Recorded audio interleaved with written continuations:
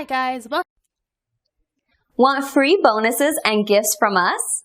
Just click in the link in the description now.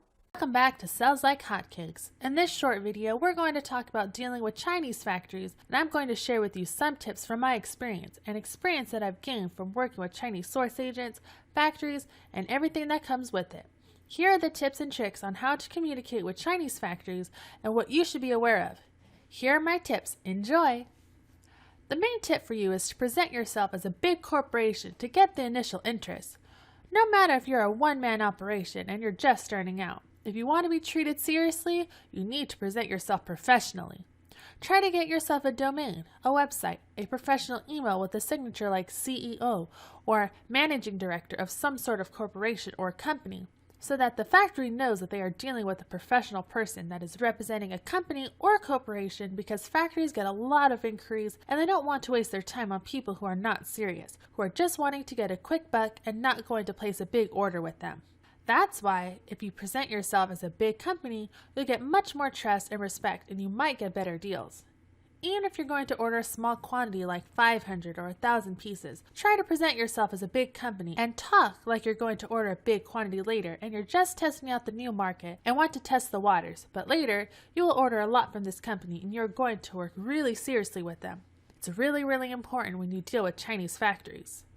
The next tip for you is don't agree on things too quickly. Always say, I need to discuss with my business partners. This will make an impression that you are a serious company and you have a board of directors that you need to consult before you make a decision. If you agree too quickly, it will give the impression that you are a one-man operation and not so serious. Now, if you feel like you are dealing with the sales manager and not a factory CEO, then try to build a rapport with such person and let them feel like they understand your situation. For example, if you're negotiating the prices, say something like, my boss doesn't agree on this price, I need to discuss with my boss. So even if you are the boss of yourself and you're just a one-man operation, give an impression that you are consulting with your partners or with your boss to help the factory understand that you're really a serious person. This is really important when dealing with Chinese factories. The next tip is that Chinese people don't like to say no, and they don't like to take risks. Sometimes it gives some confusion in communication, so you need to keep that in mind. Sometimes the communication can be unclear, so don't hesitate to ask again if you are not sure what they said and if they agree or not to your terms. Here are the next tips. Imagine if you are going to ask for a sample from the factory. First of all, you need to ask specifically to get a working sample. Yeah, it's pretty much obvious to you, but for the factory, it's not so obvious. They can give you a non-working sample if they are not serious about your company and they think that you're just a one-man operation. They might treat you differently. You must say that you're going to analyze the sample in a laboratory and do a specific inspection of the sample. That means that you treat the sample really seriously. Ask the factory to put a label saying, sample, no commercial value, or just put $5 as the value. This will save you a lot of money in international taxes of import. I had a lot of mistakes when I was just starting out. I didn't ask the factory to put that label on. And on a $5 umbrella that I was receiving a sample of, I had to pay almost $70 of tax because the importing company considered my shipment as a commercial shipment. That's why it's really important to take care of this when requesting a sample. Make sure that you get your sample cost deducted from the purchase order later. One sample can cost you $100 to $150 in costs, so you just waste money if you don't get the sample cost deducted from your later order. If you are ordering to the United States, please make sure that the US plug is included and it's safe for 110 volts in case you have some sort of electronics, because the Chinese don't assume that by default. And they might be working with European clients before on 220 volts and different plugs. Remember, never pay for sample costs to personal accounts, because this always means that somebody is trying to take advantage of you by inflating sample costs. If you pay for samples, always make sure that you are paying to the factory account. The next tip.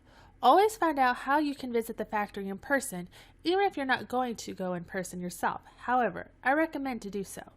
You can still ask your sourcing agent to visit the factory for you. Remember, you are investing thousands of dollars into this business and you need to treat it carefully and professionally. That's why, even if you cannot afford to travel to China yourself, you can easily hire your sourcing agent or inspection company and pay them for travel costs to go on the bus or by train to the factory. It's really worth it to visit the factory in person. Trust me, it's really worth it. Next tip is to find out if the factory has worked with the FBA program before and if they know about the labeling process. There are a lot of factories that have never worked with Amazon before, so for them, dealing with labels and shipment to Amazon in the United States or Europe can be very confusing. I really don't like to deal with these kind of factories directly. In such a case, you need a serious sourcing agent that can take care of labels and correct shipment. Otherwise, you'll be struggling a lot. If you are working with the factory that is selling directly on Amazon themselves, like many Chinese do, or this factory is working with white labeling businesses on Amazon, they know already how to put labels, how to ship to the United States Amazon door to door, so you will save a lot of time and money dealing with factories who have already worked with the FBA program. The next tip is to discuss exclusivity and sign NDA agreements in case you are developing your custom product or your brand. It's really important, guys, that you protect your brand, and if you ask for enhancement for the product that you are developing, you really need exclusivity agreement with your factory so they cannot just give the same design to the next client and you just lost all the rights. The next tip is for you to discuss the customization options of the product. You need to find out how flexible the factory is in improving the product according to your demands. Don't just put a logo on the product. You need to put good effort into improving the product that will help you a lot later to stand out among the competition. See what one-star reviews of your competitor complain about and try to improve on it. If your competition doesn't have, for example, some sort of certificate, then if you get the certificate, it will help you to stand out. Find out what your competitors are and try to improve your product. Don't just put on your logos, but improve the features and ask the factory if they are flexible in doing so. Many of them will, because they also want to have better product after all. It's a win-win.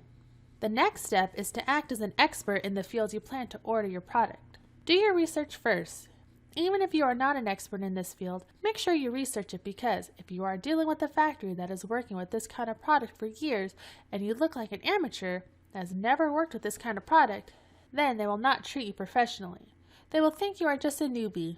That's why you do your homework first and make sure you should sound like a professional in the field that you are trying to order the product. The next step is to try to meet in person with the factory representatives to negotiate lower prices. I know not everybody can fly to China, but you can also ask your sourcing agent to go to the factory directly in person and discuss the price. Trust me, a lot of Chinese people will give you a lower price if you negotiate face-to-face compared to email or Skype. Also, guys, fly to China yourself too. It's not as expensive as you think, and it's a great adventure, and you'll learn a lot. You are investing thousands of dollars in this business, so why not invest a couple of thousand extra just for yourself to go to China and experience everything in person? You can visit Canton Fair or other big expos, and you can just combine visiting expo and visiting the factories and your sourcing agent and just do it all in one trip and experience a different culture. It will give you a lot of memories and experiences for future work. The next tip is communicate over Skype. From my experience, a lot of Chinese factories and agents like to use Skype as their main source of communication. Email is rather slow, and there are a lot of services that are blocked in China, like Facebook, and sometimes transferring files to China is a bit of a pain.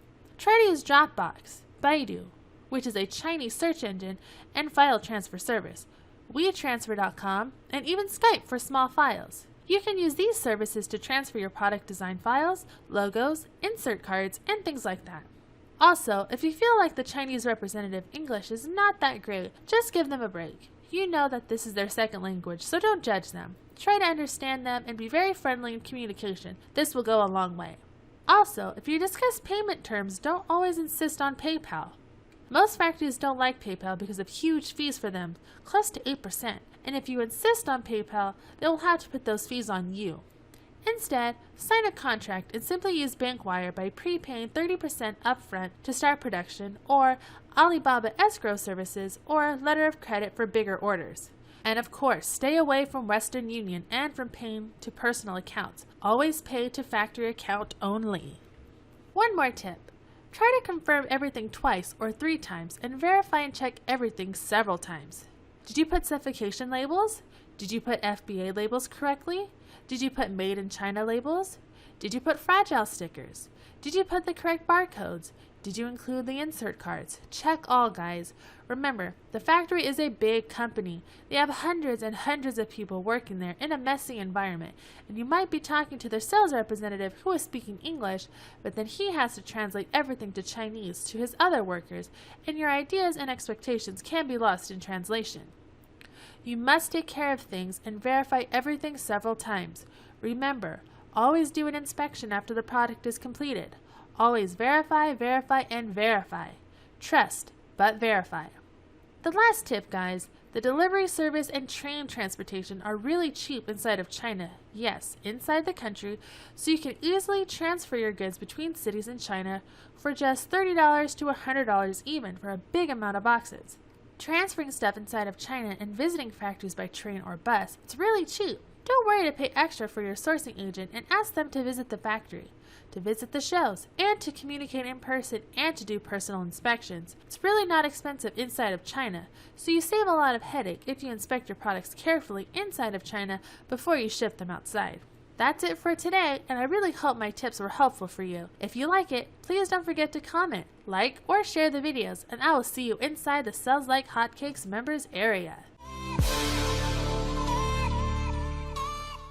For more details, please click on the link in the description.